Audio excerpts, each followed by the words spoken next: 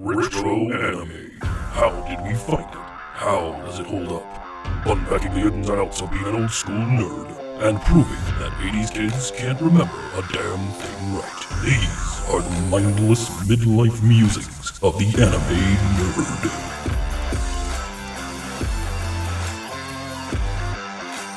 Welcome to Mindless Midlife Musings of the Anime Nerd. I'm Rick, and I'm joined by the rest of our panel, Vic, Brian, and Lynette. How's it going, everyone, today? Can I get a whoa? Right. Excellent. It is time to question our humanity and our reality as we tackle one of the most famous anime of the 90s, Ghost in the Shell. In the Shell is a Japanese cyberpunk anime based on the manga series written and illustrated by Masamune Shirow. IG has produced several anime adaptations of the series, including the 1995 film, its sequel, Ghost in the Shell 2 Innocence, a 2002 series, a 2020 follow-up, the Arise OVA series. This film, the 1995 one we're talking about today, was directed by Mamoto Oshii and was released in 1995, follows the Puppet Master storyline from the manga, and it was re-released in 2008 as Ghost in the Shell 2.0 with new audio and some updated computer graphics for some scenes. Ghost in the Shell is a very unique piece of anime that it's one of those anime that when it came out, it made very big splash. I was actually going to say it made a huge wave, so Splash is actually. Yeah. So we all agreed that we hit it and we hit the ground. It hit the ground running, and everybody's like, "You got to see, you got to see, you got to see." Pandemonium, people. Everybody watched this thing. Everybody. It was huge. I don't know anybody that hadn't seen it, especially in our age group, in our in school. Like everybody. Yeah, definitely in our circle. I'm pretty sure everyone has seen it.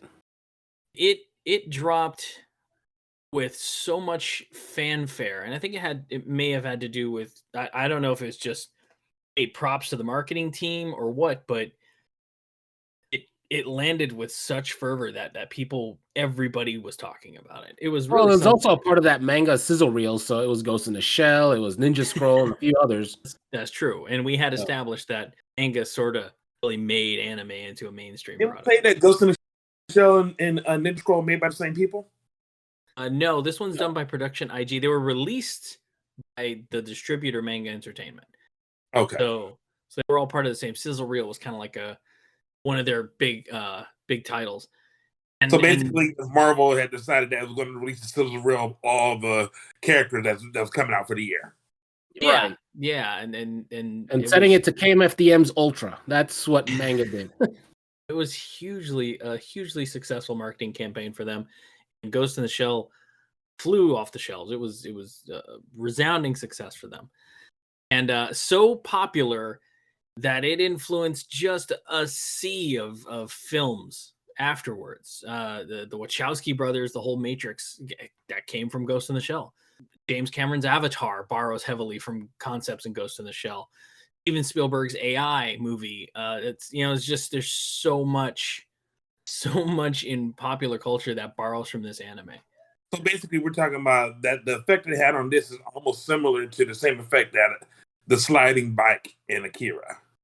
Yeah. This is without a doubt. This whole anime is one big sliding bike scene. Everybody... Yeah, I mean, considering what was it, Blade Runner didn't do well on its initial release, so the cyberpunk genre was like, and this just exploded. Yeah, this was huge, and I remember picking it up. It was like a day one buy. Walk into good old Suncoast, and there it is, and you're like, holy shit, Ghost in the Shell. So for me, it was a little bit easier because by that time I'd already become aware of Masamune Shirow's artwork. I'd been privy to his Ghost in the Shell manga. Not that I had read it. I think it was Japanese versions that I'd seen, but I'd seen his artwork. I'd gotten used to it. We'd seen Appleseed by then, and what was the Black Magic M66? I think it was him too. I'd already become familiar with Shirow's work. So when this dropped, I was like, oh shit, this is a big deal. So I think it was Diego and I had picked it up right around the same time, and it was an absolute. We were totally in. We were very much ready for that experience. Yep, And I wow, still own my copy on VHS too. do you really? Yes, I do. Now Lynette's gonna say I've got it on Laserdisc and Betamax.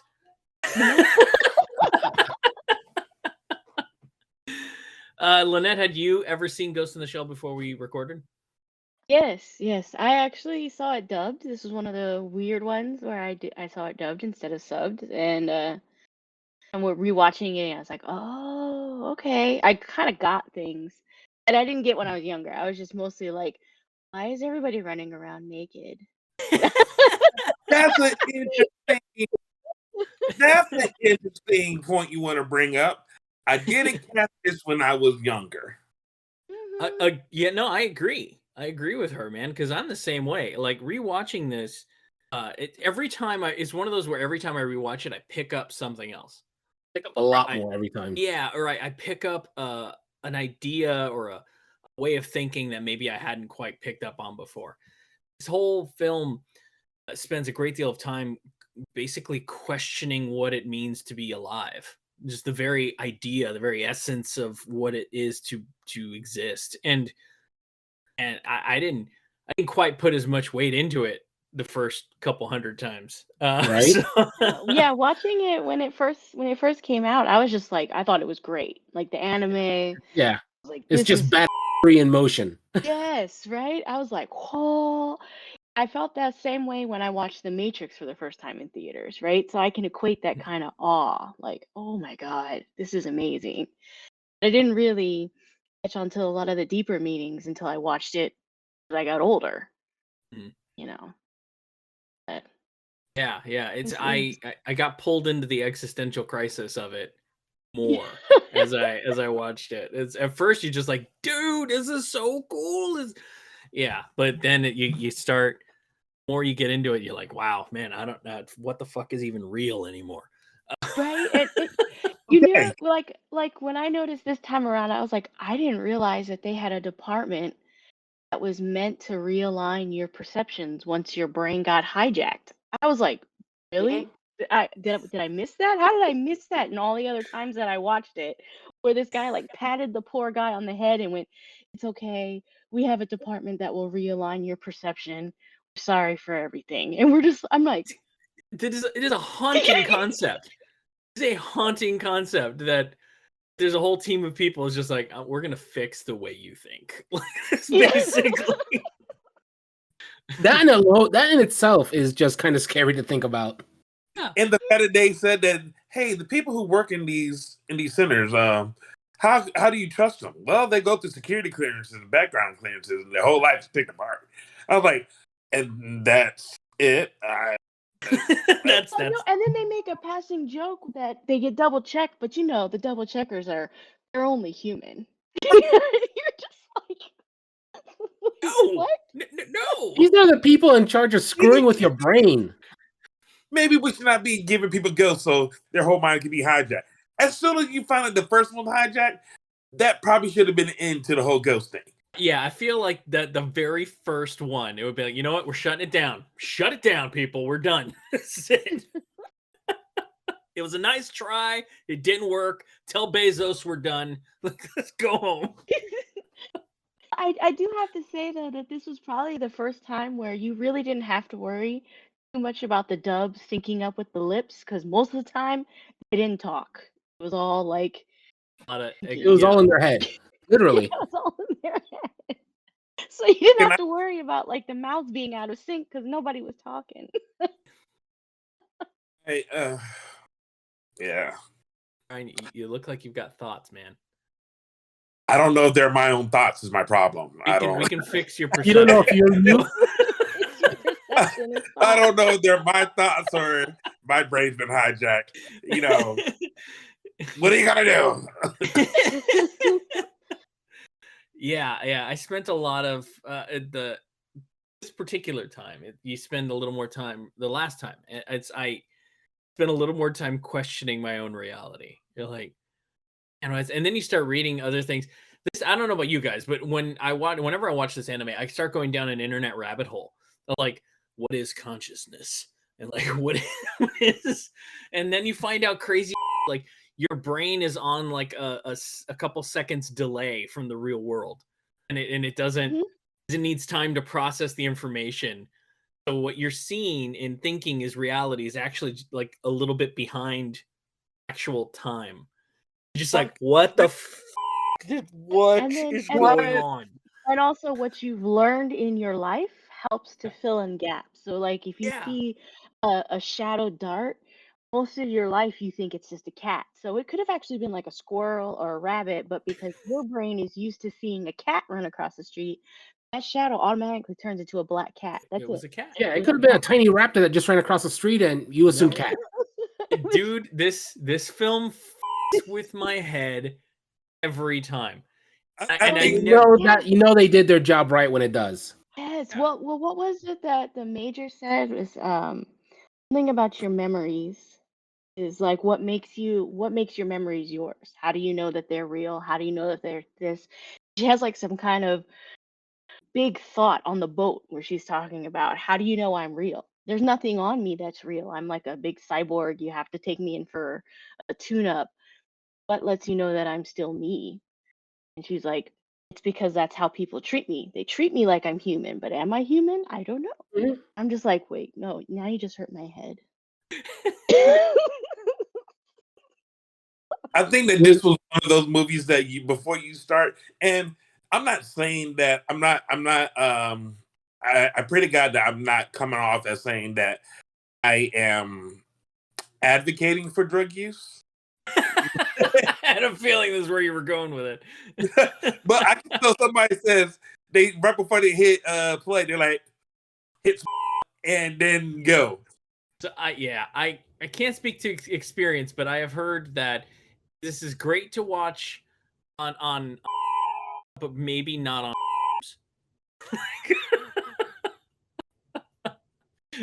So One of those things to definitely watch, but watch when you're in the correct headspace. yeah, if you're gonna I feel like I I feel like you had to do a lot of homework just before you could watch this movie now.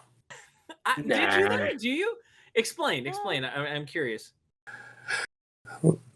So while the world is extremely fantastic, you know, you really don't know unless you're looking at the insert that you're in the year 2029.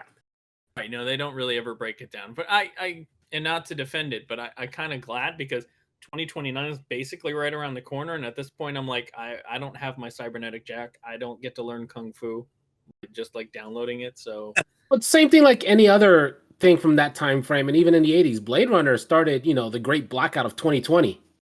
yeah, Super Dimension Fortress Macross, a fucking spaceship was supposed to crash on Earth in 1999. So you just you got to take a lot of this in stride. Oh, Yeah. that's not the part that is there. They really never get you to the point of listen. Everybody is either a cyborg or they have like being a cyborg is kind of a regular run of the mill thing. Yes. Yeah. To the point where even the garbage man has had his consciousness can be either f***ed up. I mean, he's part cyborg too. It took me a while to catch that too, Brian. Like a couple viewings. At first I thought, well, obviously the people in Section 9, these people, they're the ones that are. But no, it's like everybody's got it. It's like having Everybody's got man. something. Like lots of people Yeah, got them and everybody's got nobody knows. something.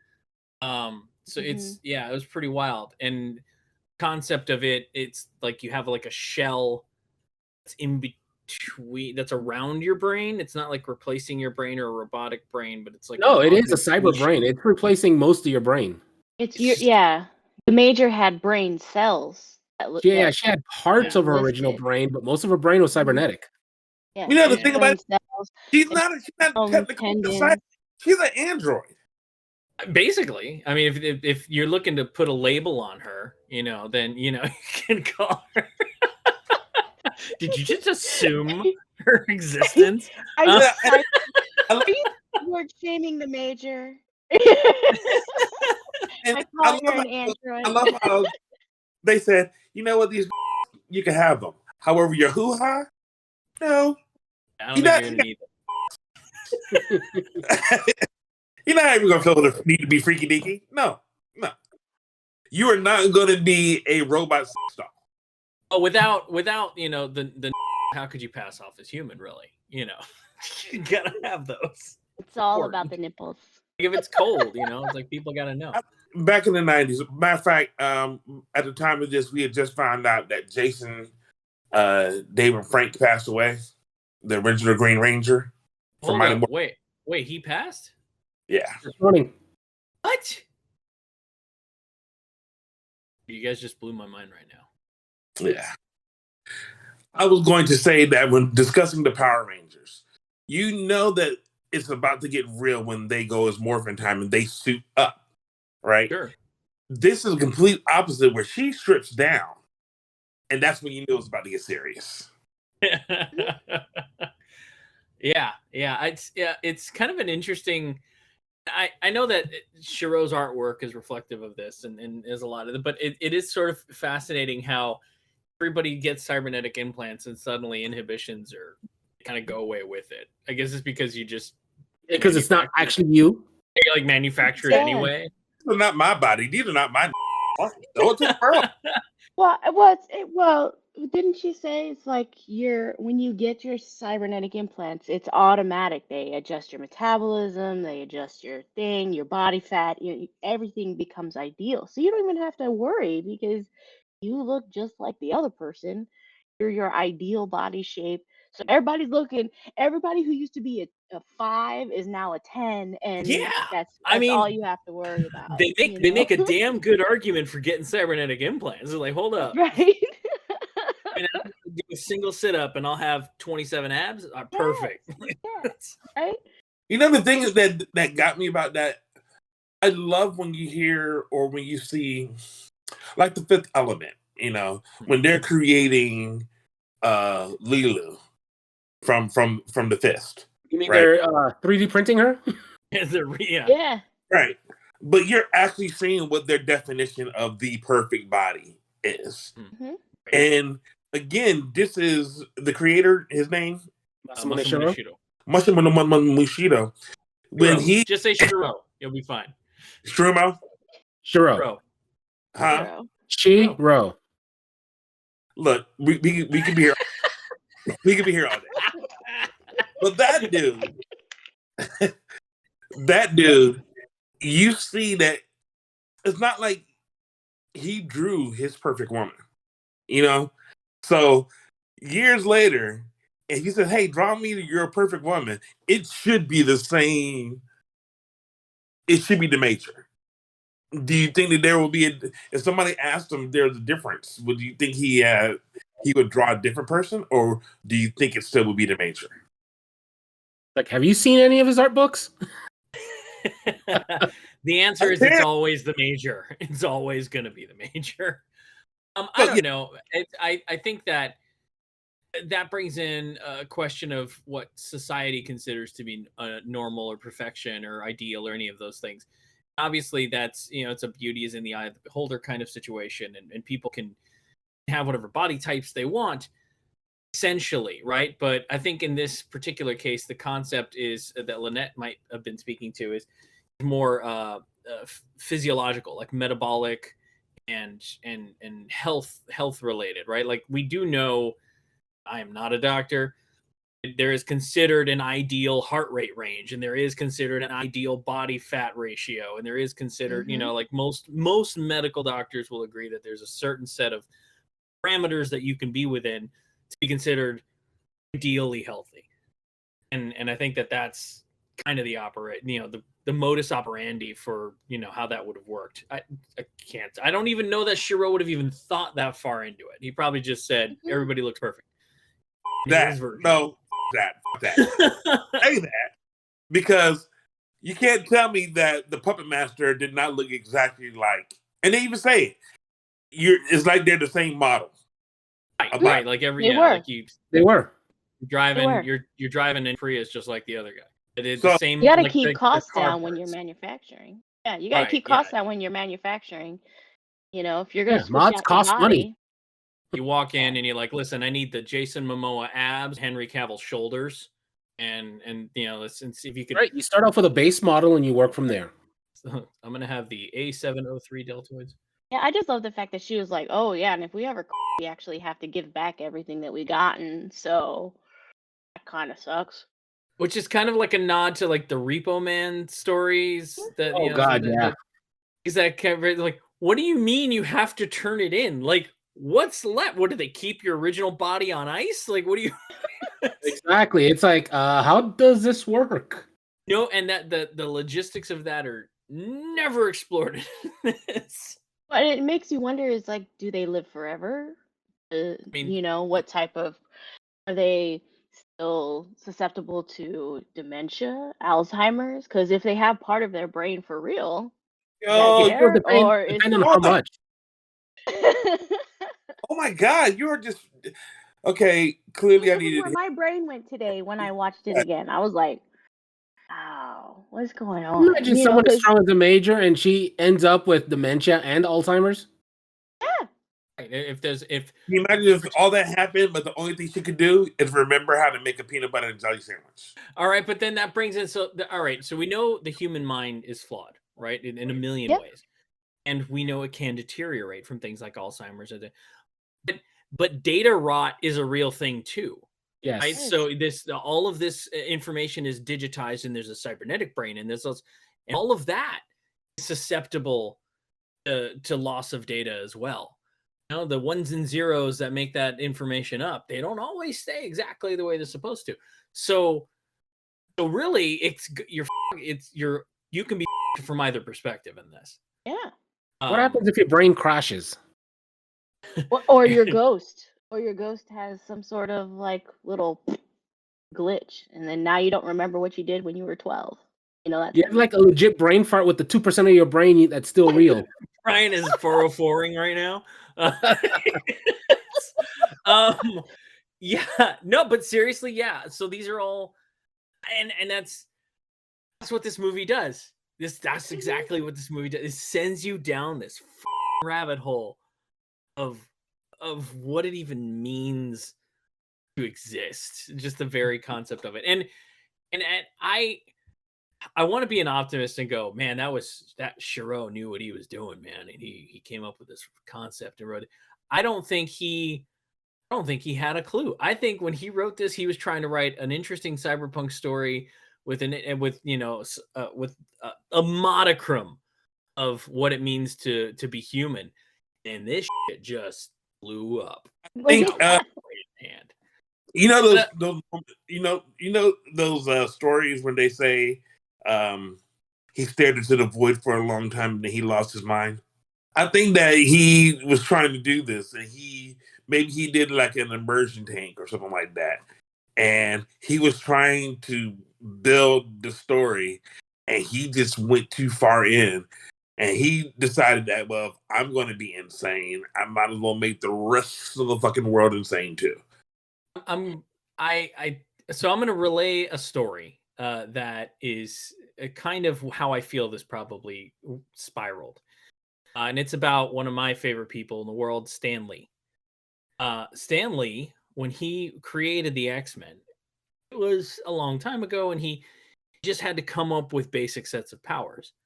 He's not a scientist. He's not an astronomer, a physiologist, and nothing. He doesn't need no expertise in any of these fields. Just a simple common man. He's a writer. It's a dude. He gives them all these powers that he thinks are just spectacular. Cyclops has his laser eyes, and Professor Xavier can control people's minds and all this shit. And then for their villain, he gives them the power of magnetism. And at face value, it's a very cool power. So he can control things that are made of metal. That's great. But you know what Stan never thought of? Is that as that power increases, the very fabric of the universe is held together with this kind of energy. How much magnetism plays, the magnetic field of the Earth, like all of this stuff. What he had accidentally done is created one of the most powerful beings in the universe. He didn't know that at the time. He gave him magnetism because, it's a cool power. He can fling a car at people, and how exciting, Excelsior, all that. I love Stan for it. But man, he really didn't know what he had. I think that's what happened with Shiro and this story. But he did that so many times. Stand it. You know, Oh, yeah. that's where the whole term of Omega level mutant came from. Like the one that nobody ever really thinks about is Iceman. Right. Iceman gets a lot of shit. He really does. But if he decided to put on his I'm a villain pants, yo, we would have issues. You know, 100%. He's giving you, and I can go, man, that's a rabbit hole. That's what happens. We're in rabbit holes again. We're in rabbit holes. We've spiraled out of control well beyond Ghost in the Shell. Bring this back. Let's bring this back to Ghost in the Shell. I think that's what happened with Shiro. He wrote this story as a very basic idea of is the major human, and that's kind of like is the puppet master human, and a very basic storyline. But holy does it open up a whole rabbit hole of questions. And I think it blew up in it like just way more than the original creator was expecting. I'm willing to put money on it. As much as I appreciate Shiro, I don't know that he's that deep into philosophy that he went this far down that route. No, he needed something. He's a great artist too. And it's like he probably drew and it's like, okay, story. And it's like, oh crap, what do I do now? Right. That's where my money's at. Technology is picking up, no one ever thinks that we have this advanced technology. I mean, if you think about it, jacking in is the same as people putting on the VR glasses. You see the cute little videos of people falling down because they're riding a roller coaster, So, that's the thing, is like in the 90s, we didn't think any of that would happen. And now Go ahead, Brian. I just got a pair of VR goggles, and I think I'm not going to ever use them again. They are so much fun. So I'll relay. I'm going to share another short story. My son Gabriel, he's 9, and a buddy of ours had a pair of a VR headset, and we put a VR headset on him, and it was this whole underwater thing. The whole thing is this like you're deep in the ocean, and there's all these creatures swimming around you or whatever, and then this giant kraken-sized squid comes in to the frame, and my son starts screaming, "Get me out of here!" Like he was freaked the out, and it was such an honest moment that it's like he was so engrossed in the world, he forgot that there was just a set of goggles on his head, and he could just pull them off and be saved. So it was, yeah. That's how quickly you can fall into a reality if enough of your senses are soaked up in it. Like so I get it. Like, I watched it happen in real time. It was very impressive. But don't worry, we have a department that can help alter your perception. We'll fix our perceptions. We'll fix your perceptions. It's okay. All right, I've been waiting, and nobody has actually mentioned anything negative about it, and I hate to be the first person to do it. So, come on. No, don't you dare! You want me to start? He said, "Don't you feel dare." Better? Will you feel better if I start? I will feel better if somebody else start. All right. I wanted more Bateau, just to let you guys know. I didn't like the fact that he wasn't in there as much. I liked Bateau a lot. He's probably my favorite character, and I wish I would have had more of him. It's not, while it is a thinking person's movie and there are some really great scenes in it, it's a little slow. All right. Thank you. Yeah, Thank you're you. welcome. Thank you. Like, seriously, the whole boat scene, not the boat scene where they're talking, but the one the next day. What the is it even for? Right. It's just there to give your mind to process what just happened before. It's like a break in the movie for you to think. And at least that's what I used it for. And you know how that it was going to be a long ass schlong? When you saw they use the same. Don't ever say the word schlong. Slog. He meant slog. I'm altering your perception to understand that he had said slog. And actually, you're the only person who heard schlong. Everybody else. That's right. Yeah, I heard slong too. I don't know what's going on. Hang on, we have a department that'll fix that. I just sat there. I was like, "Are you talking about the plane?" Or I know what you're saying. So that's I call them shortcuts. It's a shortcut to pad the running time, right? Because animation is very expensive. So one of the easiest things you can do to pad your running time is have a really long establishing shot, or a shot that's easy to loop. Yeah, I mean, there were 2 sequences alone with just like planes flying overhead that Right, served no purpose in the movie. You can do that, and that's a good 5 to 10 seconds of time padded onto your movie. And a lot of times that's a budgetary thing. A lot of times that's just that, they're trying to make time. It's get it, and it's frustrating as hell. Every time I see one, I call it out. I'm like, padding. I agree. There's a lot of that in this. And you know what's coming when they use the music that they use from the beginning. And I remember when I was watching it, and I heard the music from the first opening scenes where she goes and you're seeing her body being created. Fine, great. And then it gets to her room, and she wakes up and leaves, and the music is still playing. Dun dun. Yep. Dun dun. Dun dun.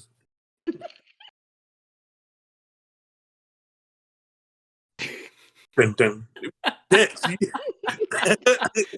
I'm only giving you 3 more before. I'm gonna leave that pause in there for effect. Yeah, it is a painfully long adding of time, and it is frustrating when anime does do that. But it's it's one of those things where it's because I only watch this every few years or so. Because your body cannot handle it. You cannot handle it. Really can't. It cannot. Like I don't want to spend the next 2-3 weeks after every watch, after every viewing, trying to contemplate life in itself and what's it mean to be alive. Yeah, I can only handle watching this movie every few years because I can't dedicate that kind of time to thinking about it. Honestly, this movie should be a part of a psych course. Like it should be required viewing for psych students. And here's the problem. The biggest problem I have watching now is that this is the midlife musings of the anime nerd, right? But now it's giving me troubled thoughts of the of the anime. It's giving me troubled thoughts of the. I'm trying to say. It's the midlife musings of the anime nerd that are now contemplating their life in general. The midlife existential crisis of the anime nerd. Right. It's not like I need to have a midlife crisis right now. We've gone from really midlife musing, now we're having midlife crisis. We should have avoided this.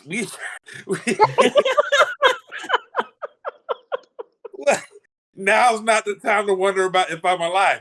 I still have kids. So, what's funny about this is we're about halfway through this episode, and I don't think we've talked about the plot at all. I think it's really all we've discussed is how much it with our heads. Which is always a sign of a good movie. Yeah. Yeah. So, but let's talk a little bit about some of this movie. The plot doesn't matter at all. It actually happened. Does it matter? Does it matter? No, it does. Not only does the plot not matter, everything that they did to get you to this point is completely undone at the last end. It does not matter. Nothing of this matters. Only thing they left is the thoughts that we have. So you, Mission Momo. You dude.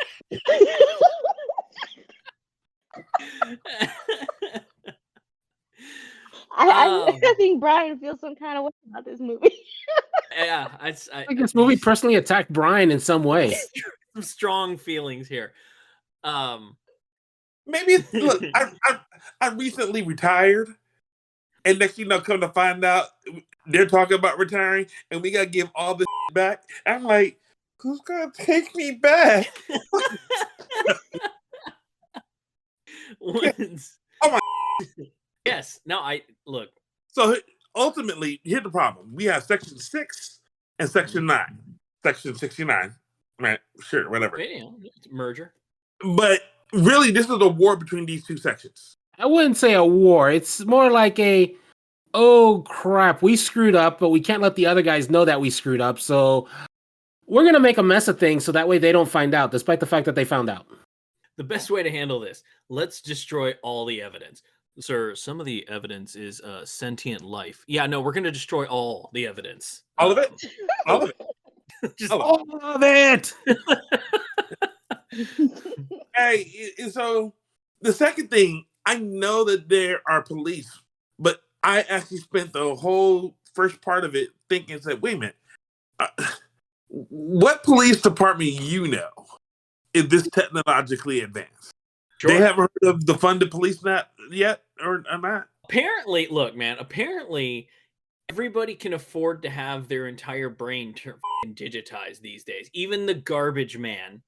No disrespect to waste management people. Like an Apple iPhone. You guys are doing God's work. God love you. But 100%, if on their salary they can afford to cybernetically swap out their brains, then clearly funding is not an issue for this technology. It has become so mainstream that departmentally speaking, what they got going on at Section 9 is probably like the equivalent of having purchased 12 staplers, So I can't make that argument that they're horribly overfunded when literally everybody on the street can afford to have at least part of this stuff done to them.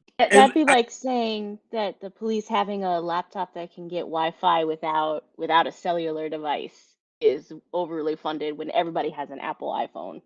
Right. Mhm. Everybody has a phone. Everybody has GPS. Everybody has all that stuff.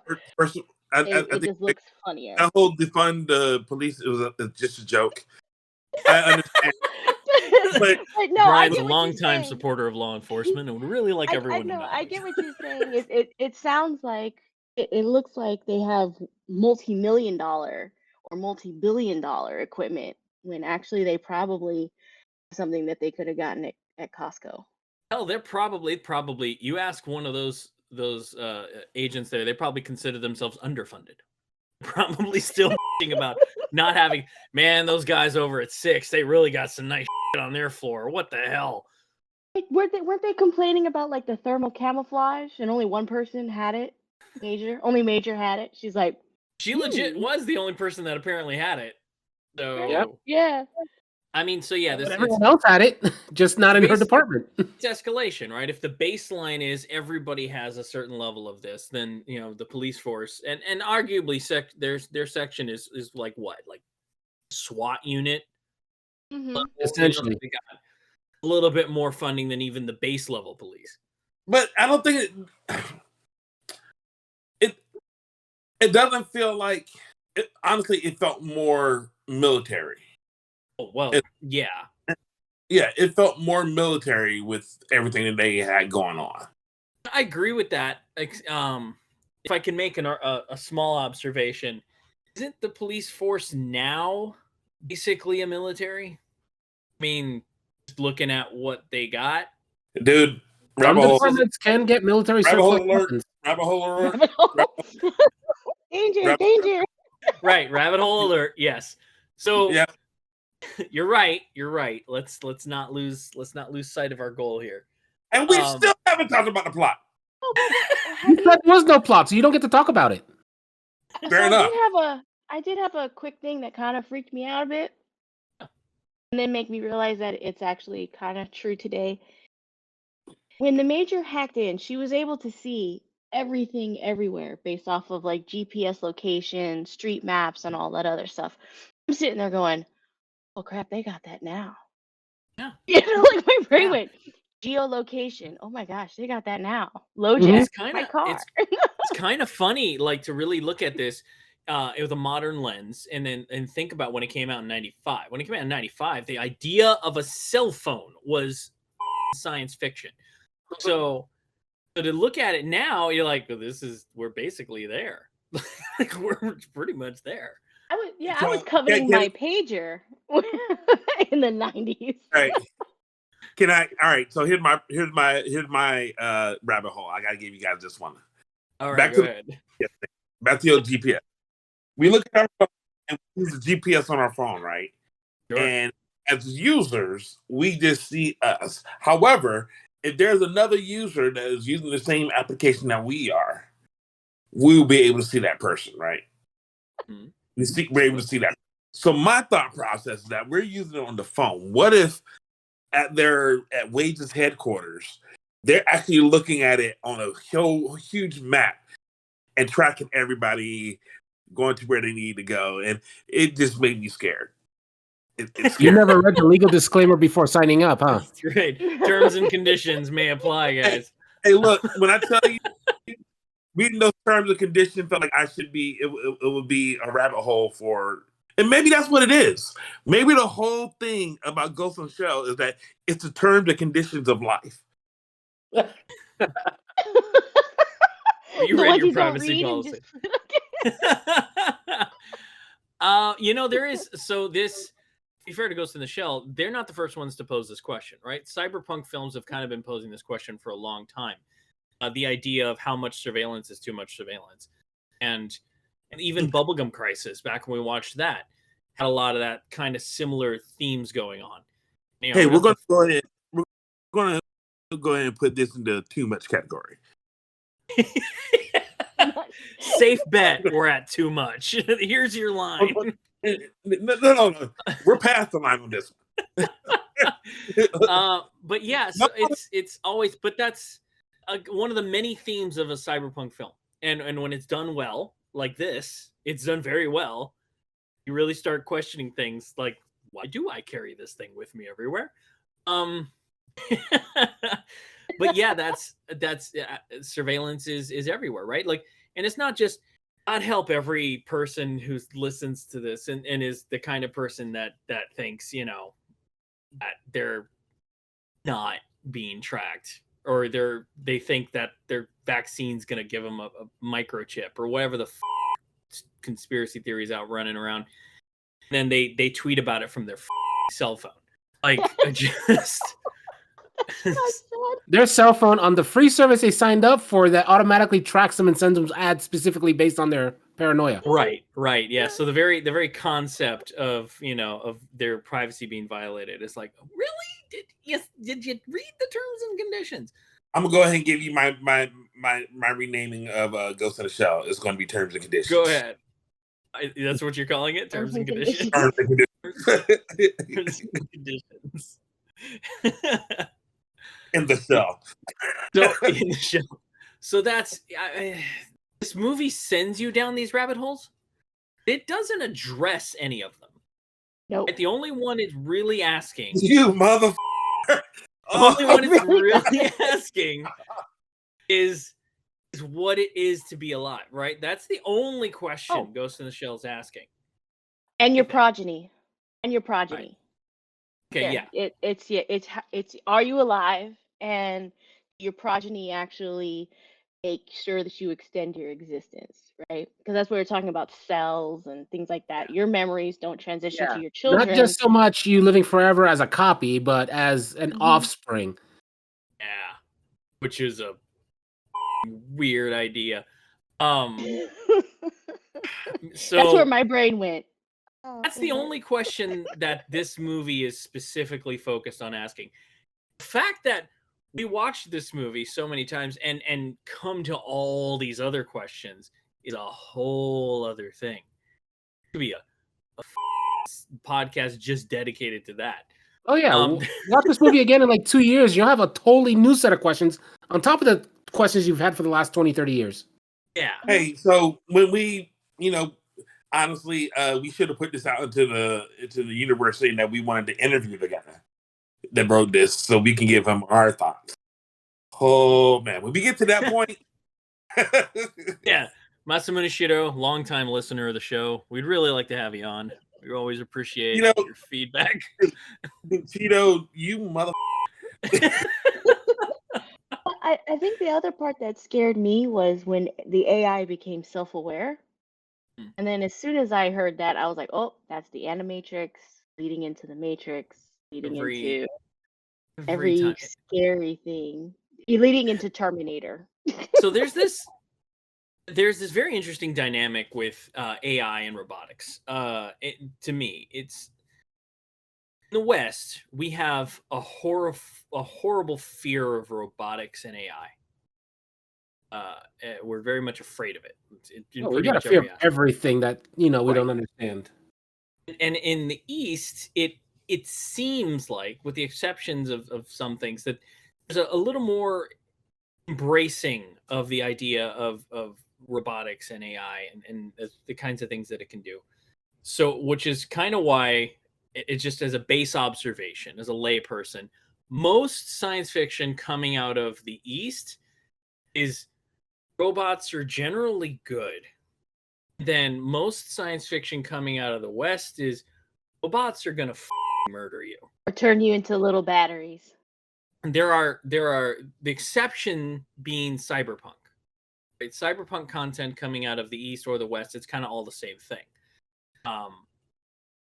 Bubblegum Crisis, this, it does bring in a lot of the scarier aspects of it. This is the exception. Really sorry, nothing's really scary about any of the things they did. It was just You were just talking about how we are well overtracked. No. I'm way talking about over surveilled. No. That's scary. That part scary.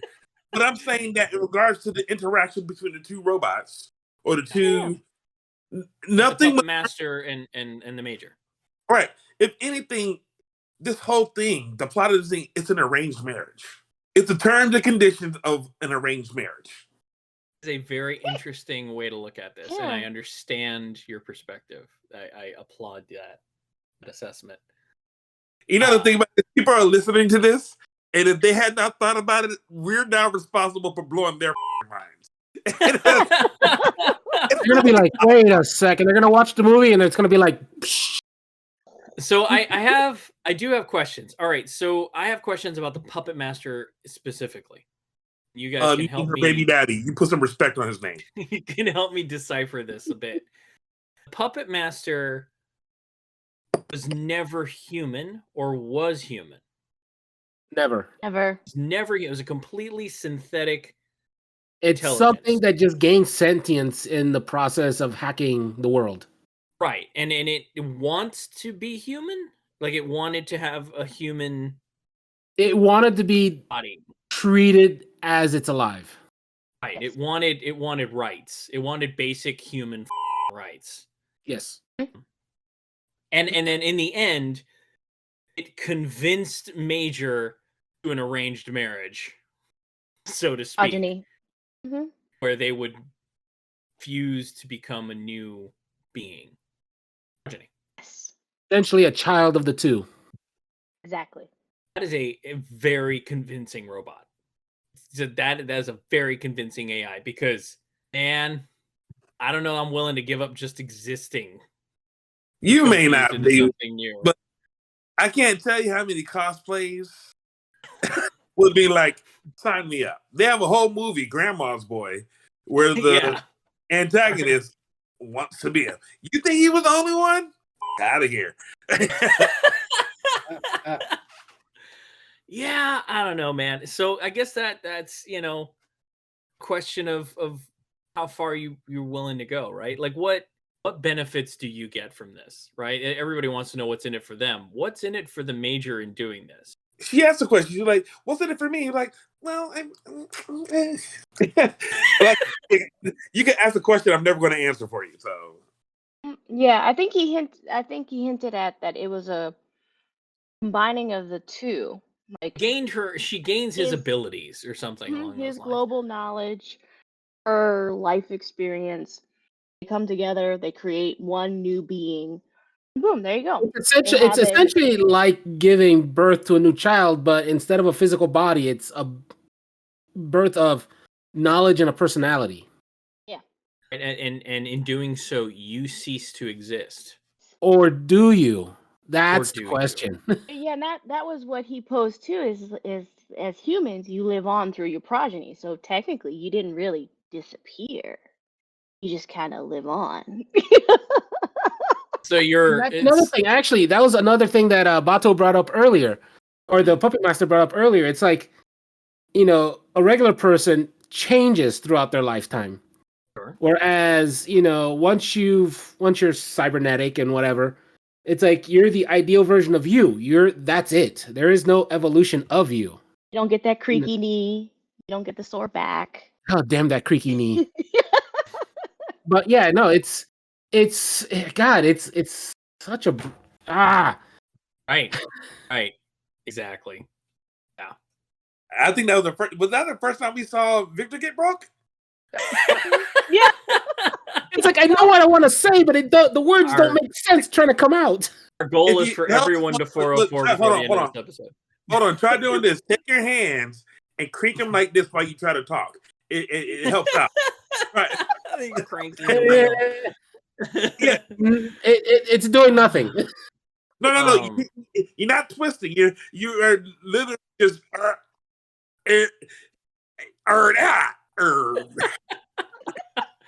You just want to see me look like an idiot. I don't think so. No. I did it myself. I was able to get my shit out.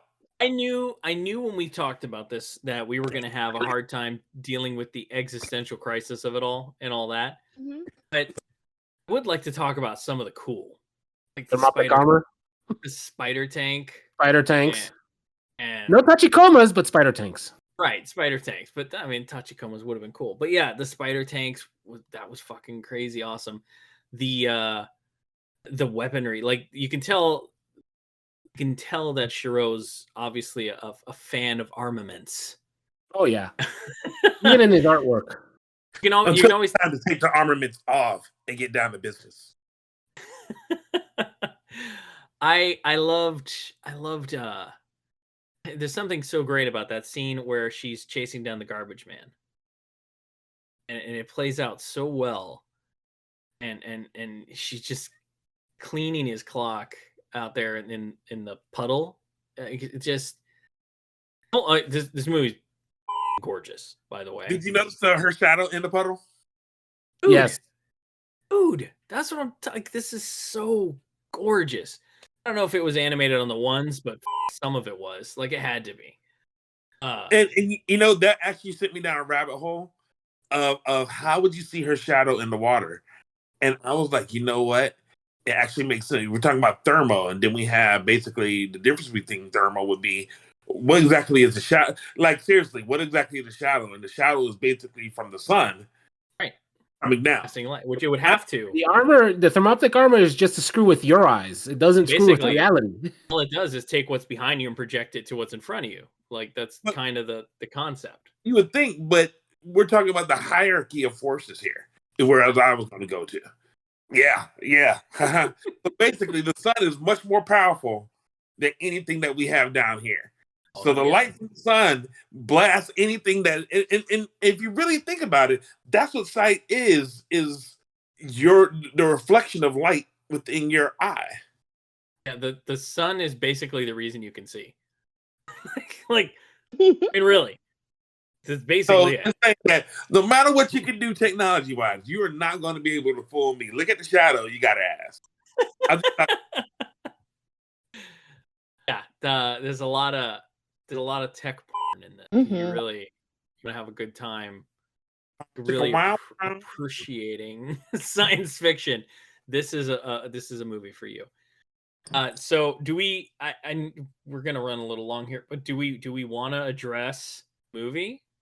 Like, no, a movie. The live action one.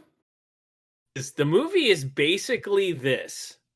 The live action one was basically this. And I've never seen the movie. I refuse to see the movie. All right, cool. Is this the principle of it thing, the ScarJo thing? Because that was two of them are related to ScarJo. First is that I know that ScarJo was not going to put in the amount of commitment that the Major had.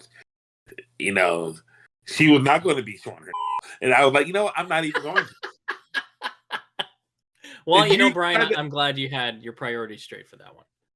Respect. That's all I'm saying. What I'm saying is that once I found out that she was being cast in it, I knew she was not going to go all the way that necessary to make this happen. As authentic as possible. As authentic as possible. So now I'm dealing with her interpretation. Since I'm dealing with her interpretation, I really don't need to worry about it because I'm already worried about this motherfucker dead. I don't need any more from there. Have any of you watched any of the follow-up content past this film?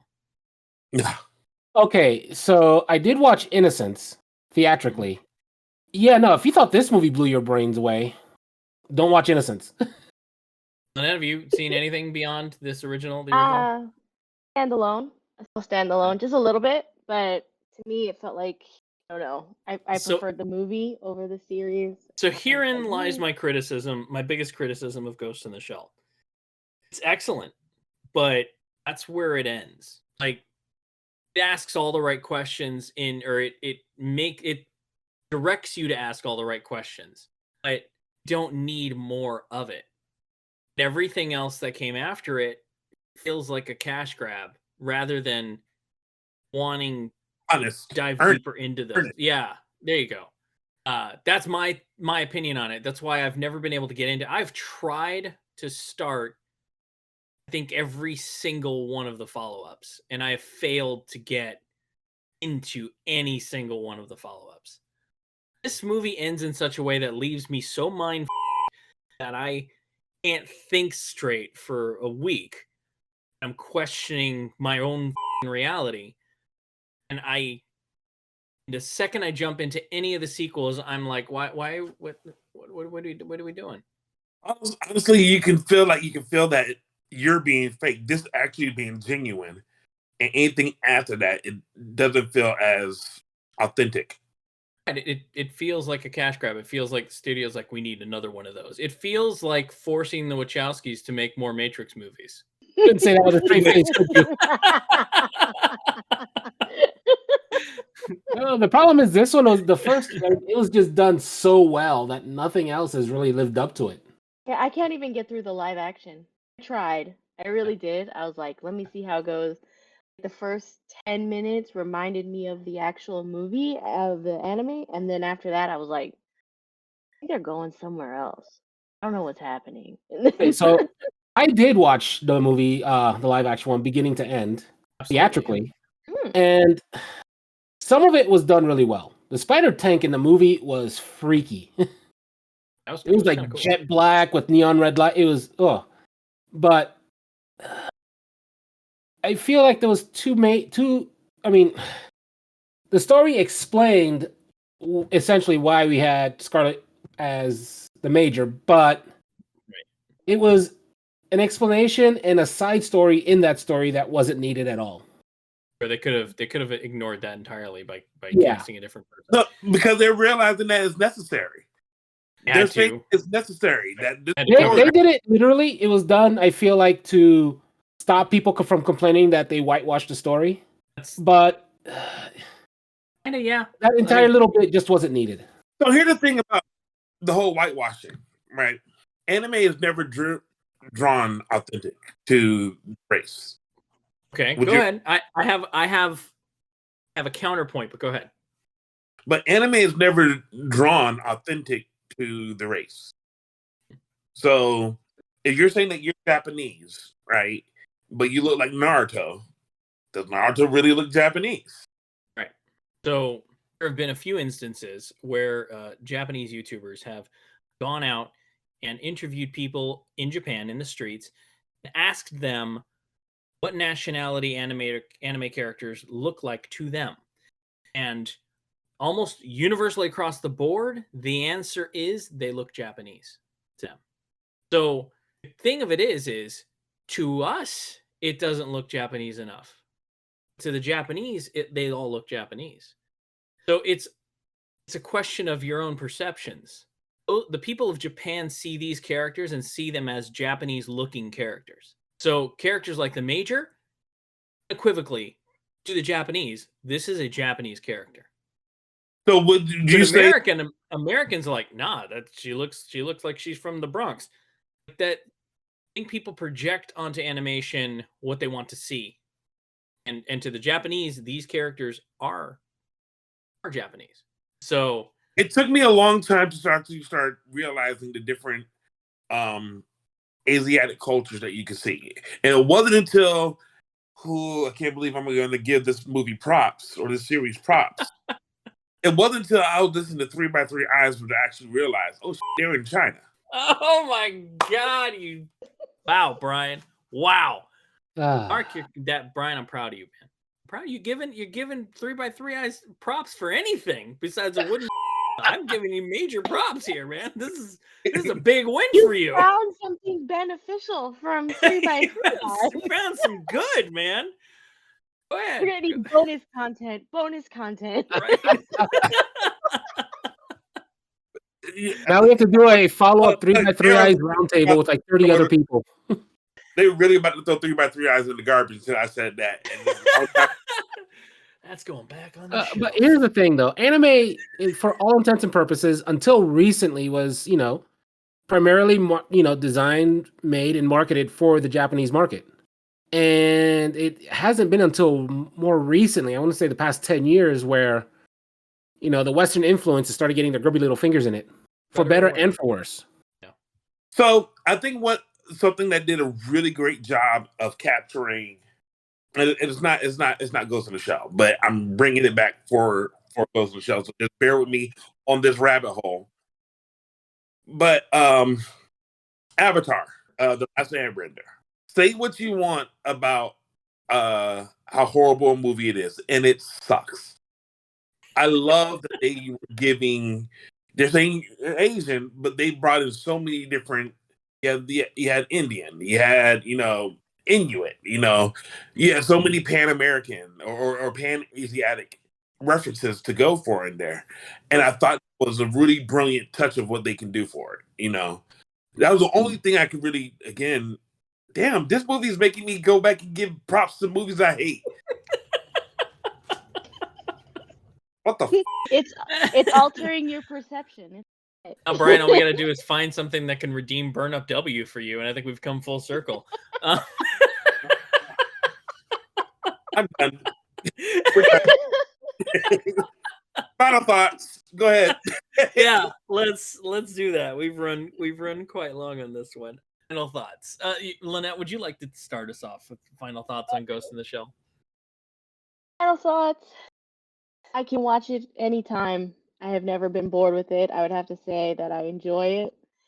It still makes me question my life choices and whether or not I actually saw and did what I saw and did.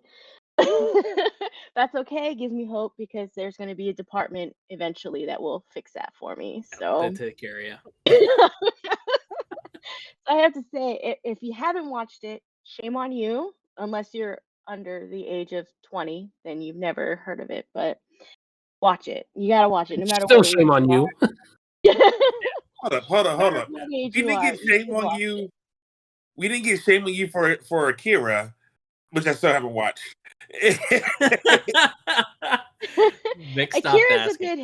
Akira's a bit heavier, but it's still one of those you still have to watch it. But Ghost in the Shell, if you ever want to get introduced, I would have to say, like, if it's ever your first anime or one of the new animes that you're thinking, like, maybe I should give it a shot, grab this one.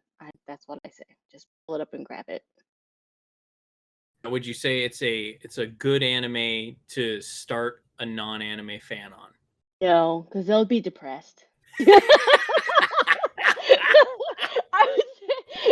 would say if you watch Clamp, go ahead. You can watch this one. If you've watched Naruto all the way through, even through Shippuden, you can watch this. You have to have gotten your feet wet. If you have seen that Jiraiya has died, you're ready for this one. Spoiler, Brian. Spoiler. All right. Yeah, right. The one thing we're really good about is hiding spoilers. Brian, go ahead and share with me your thoughts on Ghost in the Shell all these years later, my friend. It made my head hurt. Like, I still have a twinging headache right now. And I have tried to assuage it, but then each time I try to do something, it's making me question whether I'm actually truly feeling the pain. Or, look, so the problem is this.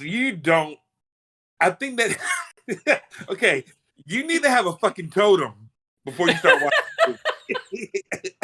You do. You kind of do. Like, if you thought that anything that Inception was going to get Deucey was bad, you need a fucking totem before you start doing it. That way, when something hits you, you can just start rubbing it and be like, oh, liquor was my totem. I'm taking brought that in as a Inception. I'm taking that as a yes for anybody who may be thinking about watching it. No, I'm saying What's the total? you need to take precautions. You need to take because if you go in there all willy nilly, like everybody has been doing for the past, maybe we can use this to actually help people with this. You know, yes, go ahead and watch Ghost in the Shell. It's fine. You'll be great. Or we can go with, you know what? This is one of those things that if you are feeling any type of mental issues, you need to make sure that your medication is right on this. You're properly dosed before you Yeah, sit down for I- this one. I do not. I feel like we are just bringing a loaded cannon to a kid's party.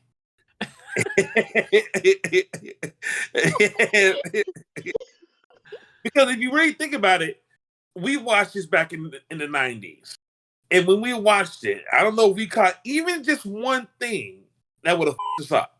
It would have really started to define how we see ourselves later on.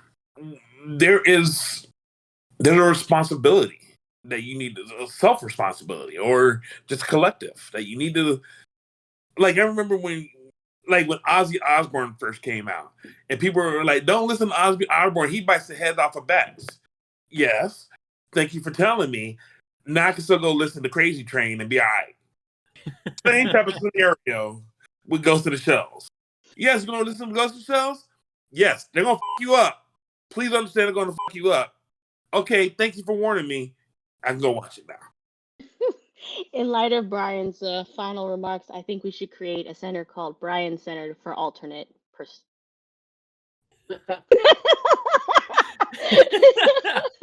We'll be taking donations.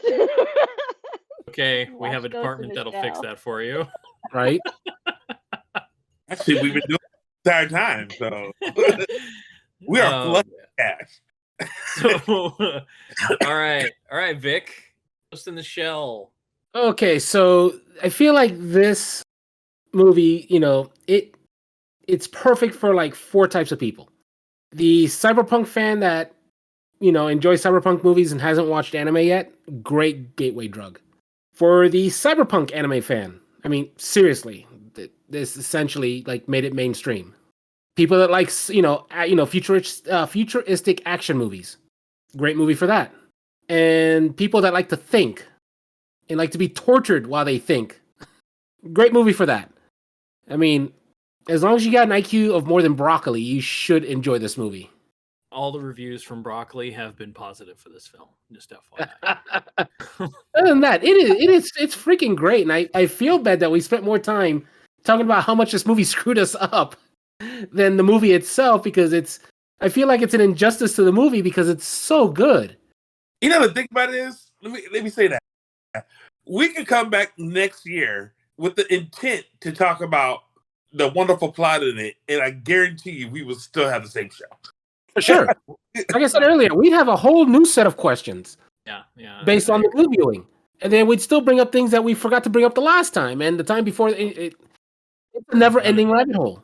Especially as technology continues to advance at the moment, we're going to have more questions and more. We just get closer and closer to this world the more time progresses. Yes, and every single time it's like it screws with your brain more and more and more and more. And guess And what? I love it. Same movie. That makes it great. That makes it great. Yeah. But 18-year-old me and old me have two totally different opinions, besides the fact that we both love the movie. Yeah. I know. I love this movie for 100 reasons. And I think the number one reason is that because every time I watch it, I get more curious about all the rabbit holes we talked about in this episode. That's reignites that spark of curiosity, questioning everything you think you know. That very what it means to exist. What is reality? What is life? What is sentience? Do souls exist? Is that the ghost? Like, please, sir. Stop acting. Don't ask new questions now. Go even longer. Final thoughts, not final questions. His final thought. So yeah, it goes. I feel like this is already borderline on the longest episode ever. No, not there yet. So Ghost in the Shell is without a doubt a mainstay in anime, right? It's I don't want to say a benchmark, but it's a tentpole anime, right? It's kind of anime that others want to be, that others want the reputation of, that everyone aspires to achieve the notoriety of. It's one of those anime that is infamous in its existence, and I think that's a very important for any fan of film or animation to experience. This movie, yeah, it f***s with your head, and it makes you ask a lot of really very deep questions that you never considered, or it doesn't. Maybe you're just not that kind of a person, and you don't like to think about those kinds of things, and you're just like, hey, this is pretty cool. They got big guns and they fight spider tanks. If that's all you got out of it, guess what? You still had a good time. Doesn't matter. As you revisit this, those questions will start coming a little bit at a time till you're like all of us, and you're questioning very fabric of existence. So yeah, check it out. Check it out if you haven't seen it. If you haven't, you really should have stopped this episode a long time ago and went and watched it. But if you got this far, for the love of all that's holy, go check it out. You won't be disappointed. I don't think anybody has a really honestly a truly definingly bad thing to say about this movie. I think the worst thing we came up with was there were some spots that felt a bit slow. Right? Yeah. Much. That's it. So yeah, do check it out and be prepared to go down the rabbit holes. And you know what's made it worse? Internet. Internet didn't exist in 95 in any capacity that was of genuine use to this. So now that we have the internet at our fingertips, it's so much easier to go down these rabbit holes. At what point does consciousness begin? You like type that into Google. Well, now you're the next 3 hours of your day are shot looking into this. That's just how that goes. So the internet has only made this movie better and worse all at the same time. Better in it's richer and worse because it's just gonna ruin your week.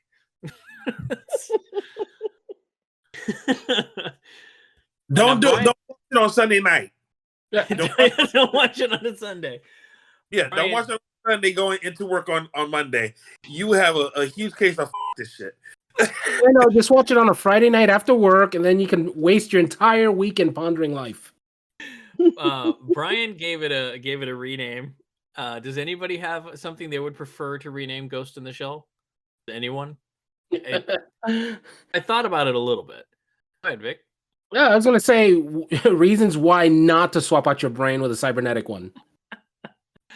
Yeah. I thought about it a little bit, and I couldn't come up with anything funny. Is everything just my head was just dark, like, you know, what is existence and shit like that. So I was of no use to you in this regard. You have failed us. The original title, Ghost in the Shell, is a nod to the old story, The Ghost in the Machine. That's where the title came from.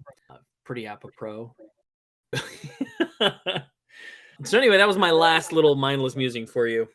We've run quite long. Thanks for sticking with us. If you've been here for the whole episode, I hope you go out and enjoy Ghost in the Shell. That's going to be our show for today. So until next time, keep calm and don't question your reality. It's the only one you get. You've just been privy to the mindless midlife musings of the anime nerd, presented by Geek Grotto. Follow the podcast on Twitter at Geek Grotto. For show notes and corrections, or for general geeky fun, you can visit our website at geek-grotto.com. If you would like to sponsor the show, you can do so on the podcast's Red Circle host site, redcircle.com/shows/MMMAN. If you're listening to us on your favorite podcast app, please like, follow, and subscribe.